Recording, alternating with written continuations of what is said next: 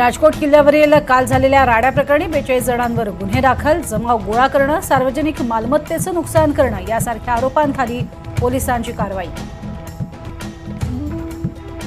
पुतळा कोसळल्याची कारणं शोधण्यासाठी नौदल आणि राज्याच्या संयुक्त समितीचे आदेश. मुख्यमंत्र्यांसोबतच्या बैठकीत निर्णय.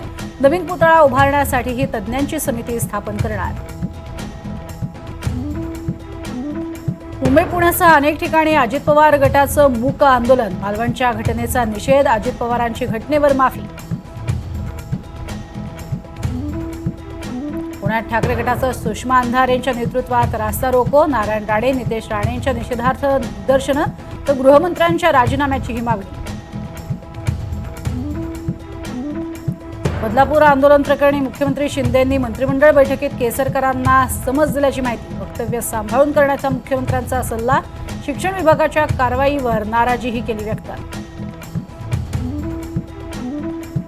खुलेआम पोलिसांना धमक्या देणाऱ्यांना फडणवीस पाठीशी घालतात. कालच्या घटनेवर गृहमंत्र्यांनी केलं काय? संजय राऊतांचा संतप्त सवाल. तर अजित पवारांनी आंदोलन करण्यापेक्षा राजीनामा द्यावा, राऊतांचा टोला. गुंड गजानन मारणेकडनं दहीहंडी उत्सवात चंद्रकांत पाटलांचा सत्कार. लोकप्रतिनिधींकडूनच गुंडांना आश्रय मिळत असल्याची चर्चा.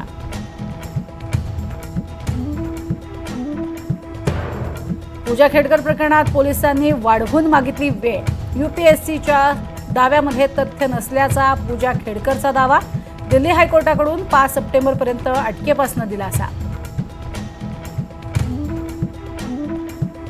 बीकेसीमध्ये सलग दुसऱ्या दिवशीही ट्रॅफिक जाम. 2-2 तास मुंबईकर अडकले आणि ऑफिसमध्ये पोहोचायलाही होतोय उशीर.